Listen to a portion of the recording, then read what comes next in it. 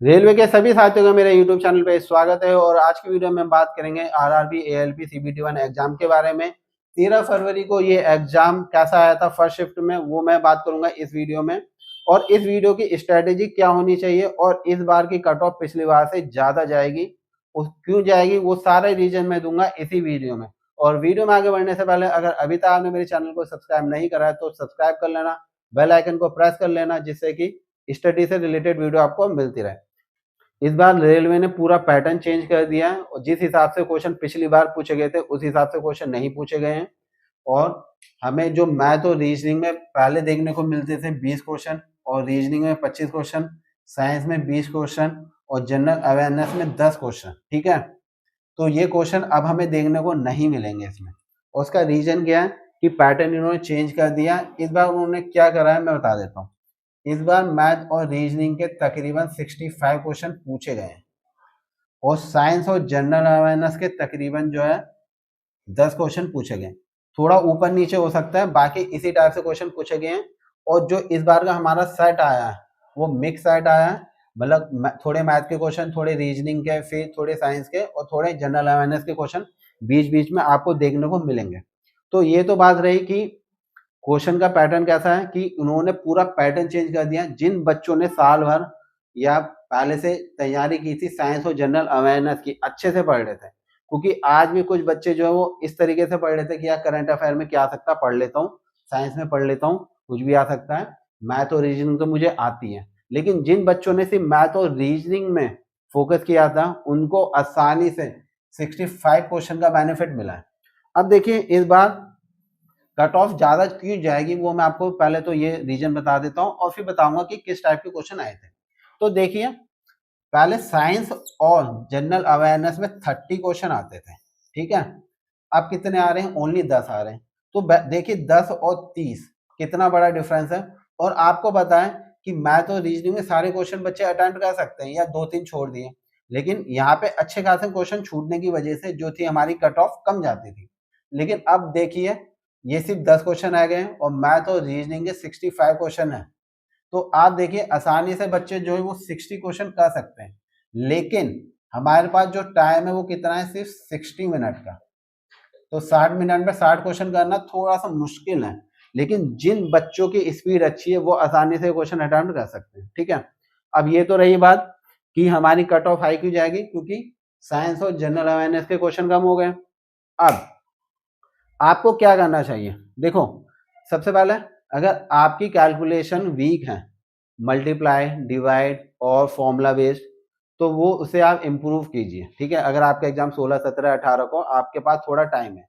अब जिनका पेपर पहले हो गया 13 फरवरी को फर्स्ट शिफ्ट में, उन्हें तो सोचने समझने का मौका ही नहीं मिला, ठीक है।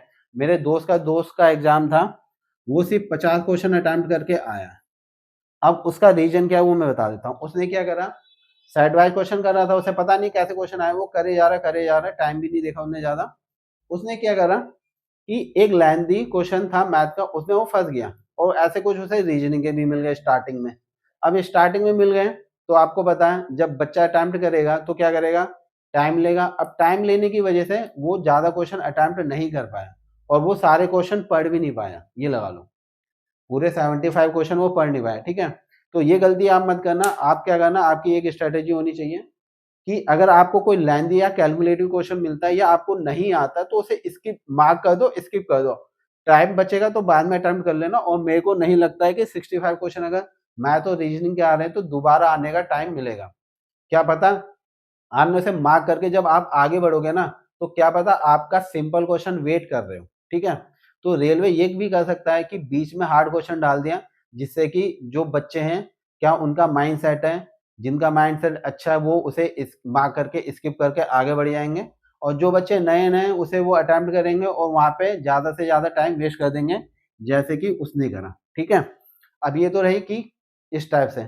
अब बात करते हैं कि क्वेश्चन पेपर कैसा आया था। देखिए अगर आपने पिछले साल के पीवाईक्यू सॉल्व करे हैं और आपने 6 महीना या 3 महीने बहुत अच्छे से मैथ की है, रीजनिंग की है और आपको वो सिंपल लगती है और अच्छे से आती है, तो आपके लिए पेपर बहुत सिंपल आ रहा है फिर, ठीक है। आप अटेम्प्ट कर सकते हो, आप अपनी स्पीड बढ़ाइए और थोड़ी एक्यूरेसी पे ध्यान देना, क्योंकि जब स्पीड बढ़ती है तो आपको पता है थोड़ा बहुत हमारे गलत होने के चांस बढ़ जाते हैं। बाकी पेपर ठीक ठाक है। करंट अफेयर में कुछ क्वेश्चन थे 2-3, तो ज़्यादा बच्चों को वो याद भी नहीं है, क्योंकि आपको पता है जब उटपटांग क्वेश्चन होते हैं और हमें नहीं आता है तो वो क्वेश्चन हम भूल जाते हैं। साइंस में भी 6 से 7 क्वेश्चन आए थे तकरीबन, ठीक है? कोई कह रहा 7 आए, कोई कह रहा 5 आए, कोई कह रहा 8 आए। तो टोटल एवरेजन मैंने जो हिसाब लगाया कि 10 क्वेश्चन तकरीबन साइंस और जनरल अवेयरनेस के, और बाकी 65 हमारे मैथ और रीजनिंग के, ठीक है? तो मेरे हिसाब से तो कट ऑफ इस बार थोड़ी हाई जाएगी, तो आप अपनी मेहनत को थोड़ा-सा और बढ़ा लीजिए। कुछ ही दिन की बात है, 2-3 दिन की बात है। थोड़ी-सी मेहनत को बढ़ा लीजिए, आप जो है कट ऑफ क्लियर कर सकते हो, ठीक है? सब कुछ सिंपल है, बस मुझे बुरा इस बात का लग रहा है, जिन बच्चों ने पहले साइंस और जनरल अवेयरनेस की अच्छे से, और जिन्होंने सिर्फ मैथ रीजनिंग करी, उसमें कितना फ़र्क है। क्योंकि आपको भी पता है, आप बच्चा जब प्रिपरेशन करता है सबसे पहले मैथ और रीजनिंग की करता है, अगर कोई 6 महीने पहले भी आया है, 3 महीने पहले भी आया है तो, ठीक है? क्योंकि ये साइंस पढ़ने में आपको पता है टाइम लगता है, और जनरल अवेयरनेस पढ़ने में भी टाइम लगता है। साल भर की जनरल अवेयरनेस होती है। तो मेरे हिसाब से तो ये है कि रेलवे को ये नहीं करना चाहिए था, जब आपने सिलेबस में दे रखा है, तो उसी हिसाब से क्वेश्चन पेपर बनाना चाहिए था। और आपको क्या लगता है, रेलवे ने इस बार का जो पैटर्न दिया है वो अच्छा है या बुरा है? मुझे कमेंट करके ज़रूर बताना, और अगर वीडियो पसंद आई होगी तो लाइक कर देना, दोस्तों के साथ ज़रूर शेयर करना, और वीडियो देखने के लिए आपका बहुत-बहुत धन्यवाद।